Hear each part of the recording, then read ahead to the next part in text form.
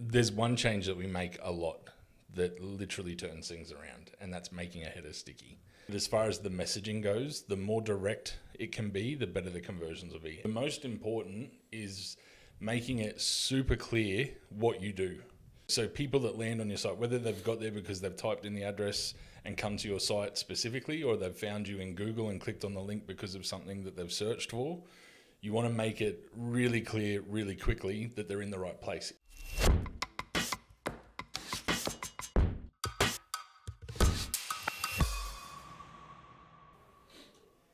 Welcome to the show today. This is Digital Marketing Chats with Selenites. I'm your host, Nick. Today I'm sitting here with Matthew McDonald, Macca as we call him in the office. Hi. He is our resident expert on marketing and sales. Gets many a question throughout the office, so I'm expecting great things from this interview. No pressure. Let's see how we go. Today we're going to be chatting about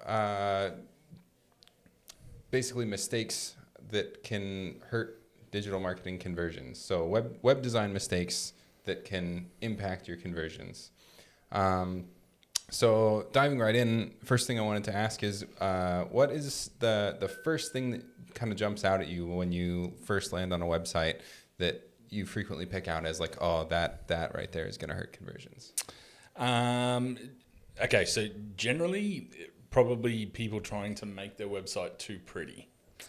Going with the aesthetics over the things that work. And a lot of times it's really simple stuff like having a phone number or a button to be able to send a message somewhere that is really easy and makes sense. You land on a site and everyone wants it to look like an Apple type website where there's videos and pictures and slides and all that sort of stuff happening, which look great. But a lot of the times it comes at the expense of remembering to put a phone number there so that people that are trying to get a hold of you quickly can do that from, where they land on the site and when the page first opens and things like that. So, Forgetting the basics, focusing too much on look and not functionality maybe. Absolutely. Yeah. Way too much focus on the aesthetics. And the thing is with the basics is they're really straightforward. Obviously they change a little bit depending on the industry and the type of website that it is, but a lot of the times it's just it's really your main conversion, like whether it's trying to get people to call you, whether it's trying to get people to buy something, whether it's trying to get people to the products. It just needs to be front and center. It needs to be really easy to get to because that's really what you're trying to get people to come to your site for. Yeah. So we were talking about look. Obviously, the look of a website is important. A lot of times a first impression can have a really big impact on someone landing on your website for the very first time, of course. And one of the things that we call it, for those that don't know, is above the fold, is basically everything that you see right when you land on a website, everything that's above the bottom of the screen, what you can see when you first land on it, when everything first loads. So in your opinion, what does a great above the fold actually look like? Really, for me, there's two, maybe three things. The most important is making it super clear what you do. Okay. So people that land on your site, whether they've got there because they've typed in the address and come to your site specifically, or they've found you in Google and clicked on the link because of something that they've searched for, you want to make it really clear really quickly that they're in the right place if they're looking for your service. So say if you were a plumber, you want to make it really clear that when the site first loads, without even scrolling anywhere, everything above the fold makes it super clear that this is for a plumbing website. Second thing would be something focused on those conversions again. Whether for a plumber, sticking on that, it would be a button for them to be able to call you.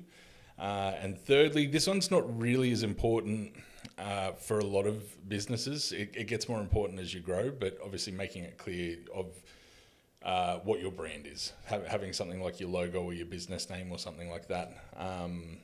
It's obviously good to have there so that people that have searched for you specifically know that they've found the right business, but it really is sort of third to the other two things.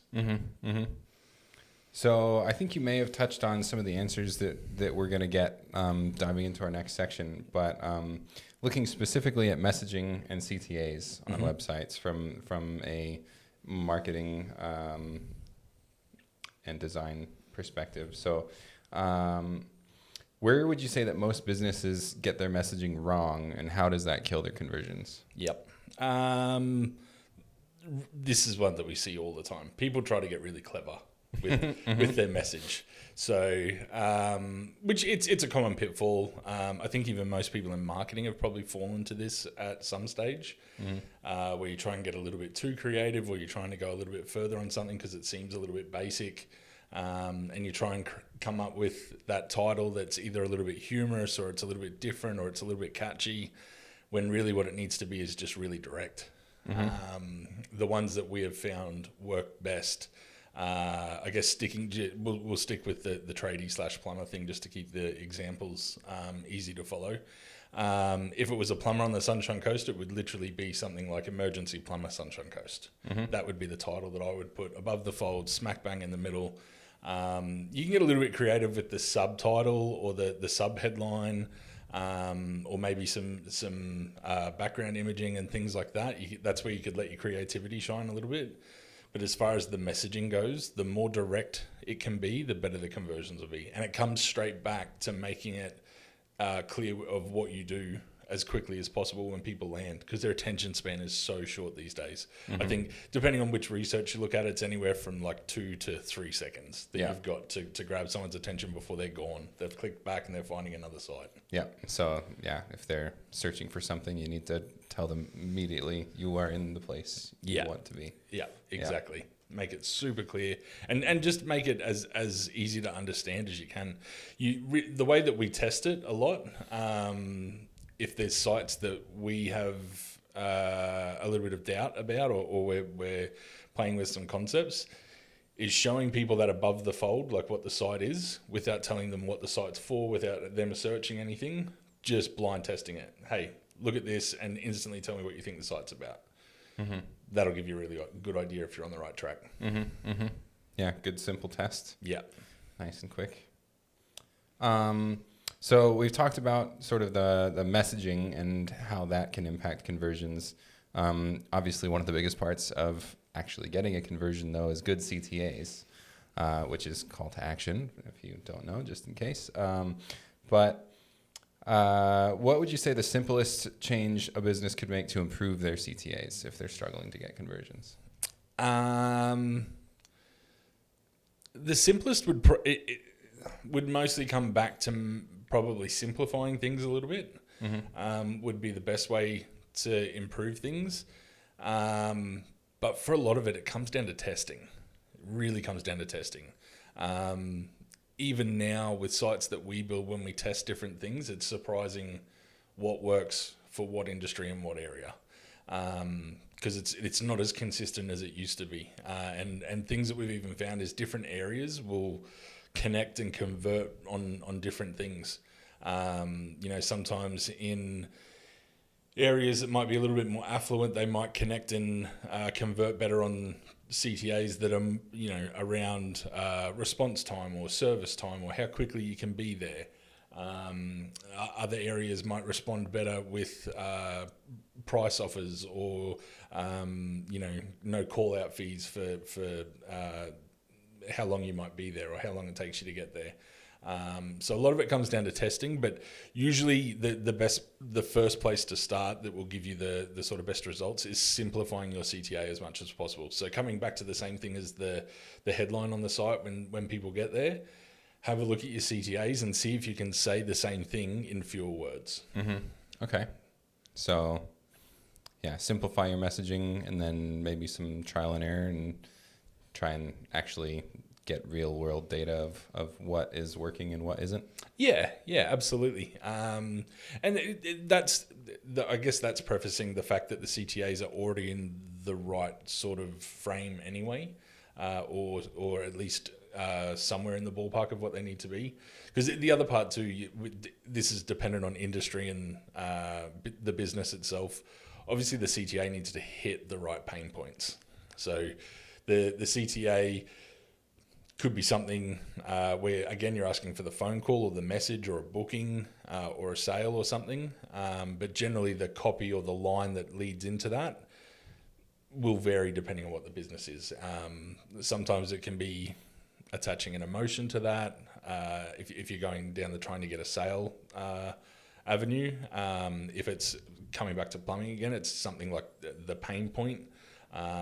Making the CTA around how quickly we can be there or how quickly we can have the problem fixed and all that sort of stuff. But providing you're on the right track for your industry / business, the next step would be simplifying it. Mm-hmm. Yeah. Cool. Moving on into our next sort of segment. So obviously in this day and age, probably the majority of website visitors are visiting websites on mobile phones, not on computers most of the time. Sometimes that can vary depending on industry, but for the most part, mobile experience is probably more important ultimately than desktop experience. So what would you say are the biggest mobile mistakes specifically that you're seeing right now? There's probably a couple. The main one that seems to be happening a lot more recently is issues with something called responsiveness. So websites that they may have had mobile taken into consideration when they were designed, but with so many new devices and screen sizes and all that sort of stuff coming out and constantly evolving and changing and all that sort of stuff, is just where things may have shifted or moved slightly and may not be optimal for that website. And I think that comes back to the issue at the core of that is people don't check their website often enough. They get really involved in it when they're building it and, for the short period after it goes live, and we'll hear from them constantly because they're checking things and they notice every little part. Once it's been there for a little while, it just becomes another part of the business and people just don't check it often at all. So it might be half a button hanging off the side of the screen, or a button where the part that you need to click, you can't click, or one that we've seen quite a few times is the button will hide behind the address bar because the screen hasn't allowed for the address bar to be at the bottom and it's usually at the top, or vice versa. And it gets hidden behind things like that, and you can't sort of scroll down far enough to get the button to come into a clickable view. The other part is just making things way too busy. Again, coming back to trying to make the website aesthetically pleasing. The designs might work really well on desktop or tablet and things like that. And on a website, it just needs to come back to be a little bit more basic. A lot of times there's too many images, too much scrolling, that just loses people's interest again on that attention span that we have. So they're probably the two biggest killers for conversion. Mm-hmm. Sure. Makes sense. Yeah. So I guess the overall gist of it is just trying to give them the information that they need, keeping things really simple and easy to use. Mm-hmm. That will always convert better than something that looks amazing, but is hard to find where to go, what to do, how to call, all that sort of stuff. Yeah. So, I think you've kind of touched on this already a little bit, but I'm wondering if you were to give maybe 3 top things to design like a high converting mobile experience. Yep. Yeah. Okay. So 3 top things would, coming back to the previous answer, something that is clean, easy to navigate. I'd probably put that as a single thing, like clean mm-hmm. and easy to navigate. Has really useful but direct information. So, make sure you're answering all the questions that you get asked a lot. Make sure that you're giving the information that people need, the key information about the service that you offer. Make sure you're letting people know what sets you apart from everyone else. Like, why are you better? Why are you the choice that they should make? And making sure that information is not summarized, but direct. Mm-hmm. Don't put too much filler in it. Don't waffle on. Don't add more text in there just for the sake of it. There might be some things around the service that you offer or what sets you apart that needs a little bit more explanation, but try and pull it down to a bullet point for the website. When people call you or when people look further into the site or when they go into some more services and things like that, that's where you can go into some more detail about it.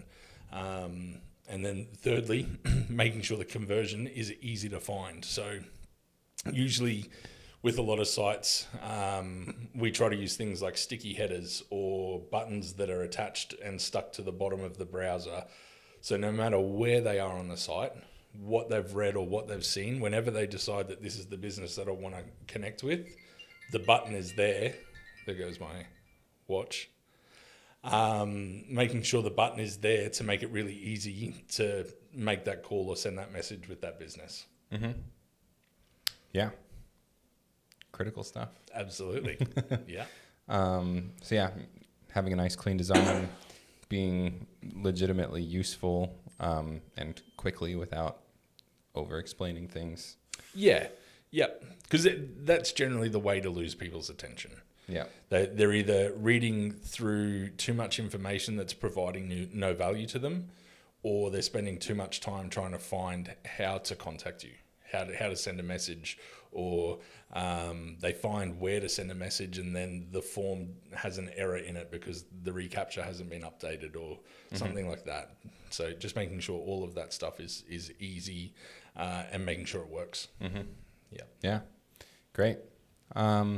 So here at Websites That Sell, as a full stack digital marketing agency and handling kind of all aspects of digital marketing from a web perspective, we often see situations where digital marketing and web design are occasionally at odds with SEO, which there's kind of a push and pull there. What are some of the biggest sort of places that you see design and SEO clashing the most? Wow, so many examples for this. Pretty much a daily issue.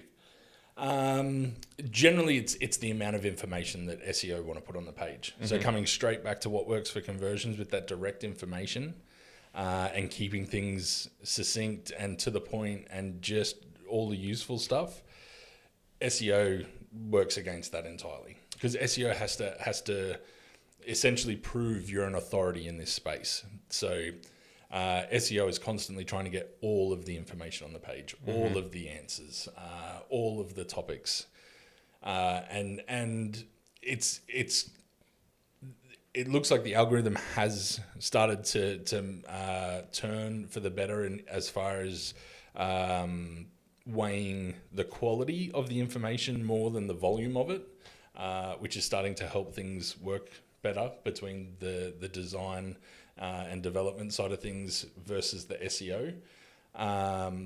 But that's probably the biggest part at odds. What really helps the conversions does not help SEO at all. Mm-hmm. They're literally almost polar opposites. So generally the best way to combat that or to get around that is the way that you structure the page. So generally we try to get really logical with how the page is going to be structured for the different type of people or different type of users that will find it. For instance, you'll have people that come to that page that are just looking for you. They need to find your phone number. They need to find how to get in contact. So before we've given them any information, we've just let them know they're in the right place and here's the phone number. We then go into some key information for people that are aware that they've got a problem. So sticking with the plumber thing again, they've got a tap that's leaking or a pipe that's exploded or a toilet that won't flush or something like that. So in that first bit of information where we're keeping things really direct again, we're telling them that these are all the things that we fix. We've got bullet points there saying, emergency plumber fixing leaking taps, be there within an hour, all that sort of stuff. And again, here's how to contact us. Then we will probably go into some things around like social proof and trust sort of stuff where we've got some testimonials or some Google reviews or some case studies or previous work that they've done and things like that. And then following on from there, we'll go into the deeper information. Whether SEO is involved or not, this is where SEO sort of tends to have its little part in the whole play. But not just for SEO, but for people that tend to be a little bit more thorough with researching a business that they're going to choose to come to their house or to purchase something from. It's where we'll take all the stuff that we've already spoken about further up and expand on all of that. So we'll talk about, why the things that we've said, our unique things that set us apart from other businesses. We'll talk about why those things are true and give some examples of them. We'll talk about the services in more detail and depth, and that gives SEO an opportunity then to really take that information and make it really high quality, which works for the website and for the SEO. Yeah, great. Really fleshed out explanation. Yeah, love it. Thank you. So I was kind of wondering, do you have any examples of a time when we've been able to make a small or like relatively straightforward design change that has led to maybe a surprising amount of gains in either traffic or conversions or both even? Yep. There's one change that we make a lot that literally turns things around, and that's making a header sticky. So the first two things we will do for just about any site, the first two things we will check is if the phone number is there and if the phone number is in a sticky header. Okay. And generally, there is occasionally a site that this doesn't apply to, but for any trade or service type business, it's key. So making sure the number's really easy to spot, usually in the top right-hand corner. Sometimes on mobile, we'll make it literally full width and just across the top of the browser window. So you'll literally lose a few mil of the browser display itself, and that'll just be a button that's stuck at the top so that, someone... The other part is we always want it to be reachable with their thumb from left or right, which is why we'll make it full width so you don't have to pick a side on the mobile. But generally making the phone number visible and making the phone number sticky. That is never failed to make a noticeable improvement with conversions. Yeah, so that way, no matter where somebody enters your site, you click on a jump link that goes to a section in the middle of a page, doesn't matter, or if they've been scrolling your website, phone number's always right there. As soon as they decide to make the call, they don't have to look for the phone number, they just click it. Absolutely, yep. So they can come in from any search that you're ranked for. Doesn't matter what page they come in on, what they wanted to see, what bit of information they needed, because everyone's looking to answer different questions for that conversion. And that's the sort of thing I was talking about earlier, where you've just got to try and think like the different types of customers that you'll have. But essentially having that phone number, and sometimes it'll be married up with a online booking or a online messaging button, have them next to each other, considering that, the sort of generations more in my age bracket tend to like to pick up the phone and make a call and have things sorted. And we're sort of seeing a lot that younger generations prefer to send a message or an email or something like that. But it doesn't matter where they come in, what they needed to answer. Whenever that point comes where the decision goes in their head that, cool, this is the place that I want to make an inquiry or I want to connect with, it's right there. They don't have to go anywhere else. It's literally right in front of them. Yeah, great. I could see how that could be a big quick win. Yep. Awesome. So moving into sort of another section, probably a bit of a no-brainer, but trust signals are a big part of getting conversions. If you don't appear trustworthy, I certainly don't know why I would be interested in seeking your business or whatever service. So what would you say are some changes that you could make to instantly make a website feel more trustworthy? Yeah, okay. A really common one is adding reviews. Sometimes it can be an issue for if people are just starting down the digital marketing journey or just getting into starting to promote their business online. They may not have a lot of reviews built up. Google reviews tend to be probably the most preferred. I think they probably sort of carry more weight than reviews on the website itself, even though there are a lot of tools now that websites can use to gain reviews that also promote the trustworthiness of those reviews, things like Trustpilot and stuff like that, where it's harder for businesses to generate fake reviews and things like that. Not impossible. I won't say that it's impossible. There are businesses out there that can still get around the steps that are there, but a lot of times these apps like Trustpilot and that, when you'll add it to a Shopify site or a website, they'll give you a rating. So it will actually rate how trustworthy the reviews on the site are, and it'll give it, I think it's like a bronze, silver, gold rating with some stars based off the behavior that it's seeing. Like if all of your reviews are coming from sales that are made and emails that are sent out to them asking for reviews and things like that, it'll be really highly rated. If a lot of your reviews are coming from people that have just found your site and decided to leave a review randomly, it'll probably give you a lower rating because it tends to think that you're probably trying to generate those yourself. But reviews are a great way to start building trust and for those trust signals. Other ones, depending on the industry that it is, I guess, having testimonials or previous customers do some videos with you or a case study on the work that you've done for them can be really good. Yeah, taking reviews to the next level. Yeah, absolutely. And for things that tend to be maybe a little bit higher ticket price or a little bit more involved, so clients that we've had that stuff works really well for, like deck builders and outdoor entertainment builders and sheds and garage doors and all that sort of stuff.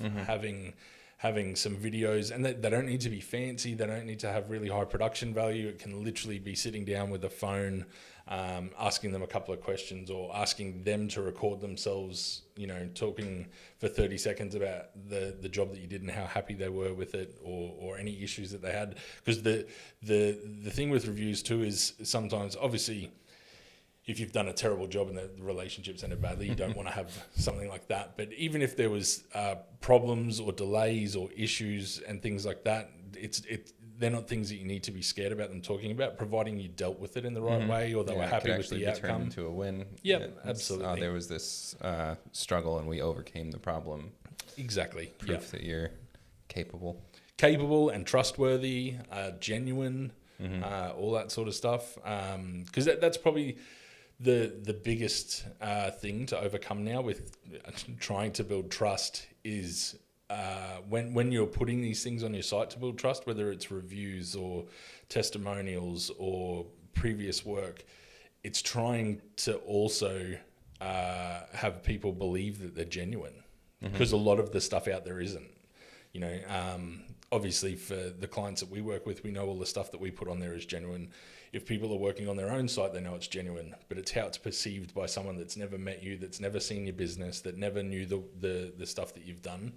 And I think due to a lot of the stuff that's happening in the online space with AI and, businesses that are set up just to clone or duplicate or scam off other built up brands, people tend to take a little bit more of a cautious / negative view on testimonials and reviews and all that sort of stuff. Maybe they just take a little bit more of a critical eye with it. It takes a little bit more to convince them that those are real or genuine or anything like that. And Google's done a really good job of cleaning this up, getting rid of fake reviews and getting rid of farmed reviews and all that sort of stuff. And I think another way to prove that it's genuine is also there are some businesses out there legitimately that have their customer service down pat so well that they're getting 5-star reviews and nothing but. It's not very common, but don't be afraid of the 4-star review or the 3-star review every so often. They can also convey the fact that the reviews that you're showing are genuine. They're also a great opportunity to connect with those customers and find out what you can do next time to turn that into a 5-star review. So. Yeah, I know at least personally that if I see like an owner response to a negative review that actually addresses the problem and tries to make a fix, that's definitely a trust signal for me personally. So Yeah, I can absolutely. definitely understand where that would make a big difference. Yeah, absolutely. Because no business is going to get it right all of the time. Yeah. Things happen. The intention might always be there to do things well and to give everyone the 5-star experience, but the truth is that it just sometimes can't be done.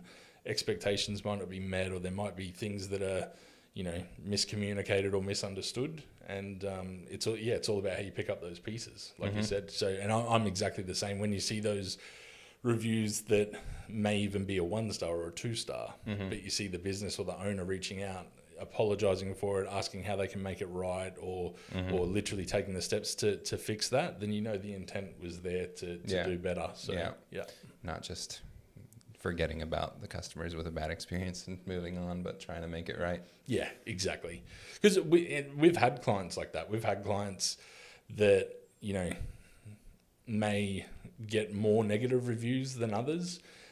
Sometimes it can be from the increase in the business or the increase in the number of leads that they're getting, and it gets a little bit overwhelming, and their response times get a little bit slower, or their service level drops a little bit, and things like that as they sort of learn to adjust to the new volume of business that they've got, or how to scale a little bit better. But we've had businesses in the past where their strategy to get past negative reviews was just to try and get heaps of 5-star ones really quickly to bury the negative ones, which used to work when it was all based off timeline and the reviews were all done in timeline order. But now, and it's a great thing for the end user, Google now gives you the option to search by the latest reviews or the worst or the best, or different ways to filter and show those reviews, so you can't bury them 5 or 6 pages or clicks deep. Yeah. Great. Well, we've pretty much covered the majority of the topics that I wanted to talk to you about, and cool. all the major talking points that I had. But I wanted to kind of close on something that may be a callback to something that we've already talked about. But for a takeaway, if there was a business owner watching right now, and they wanted just one, like the top thing that they could do that would be a quick win to boost their conversions, what do you think is the one thing that they should make sure that they're doing if they're not already? The one thing would be the phone number and the sticky header, or the CTA and the sticky header. So having your main CTA in a header, and by sticky header I mean something that as you scroll down the page it follows you. Yep. So that header is just stuck to the top of the browser. Having whether it's a online booking or a shop now or a phone number, having that there all the time, so that no matter where someone is on your site, as soon as they've decided that they want to make that commitment or make that next step, it's there. Yep. They don't have to look for the button. It's always on screen. Yep. That'd literally be the main one. Two other things, I guess, just to throw some extra value in there, would be the above the fold stuff that we talked about, making sure that's really direct and really clear what you do for when people get there. And thirdly, this one hasn't really been touched on as much. I think it was mentioned in one part, but being proud and letting people know what sets you apart. So, every business will have things that are the same. Every plumber's going to be a guy that comes out and fixes your pipe or fixes a leak or gets your toilet working again. But not all of them will have things that are unique like you do. Yeah. So I guess finding out what they are and making sure you let people know about that. That's the stuff that no one else can compete with you on. Yeah. How are you different and better? Yeah. Great. Yeah. Super helpful. Well, thank you so much for taking the time out of your day. Yeah, I think this has been great. Good information. Awesome. We'll wrap it up there. Sweet. Thanks for watching. Thank you.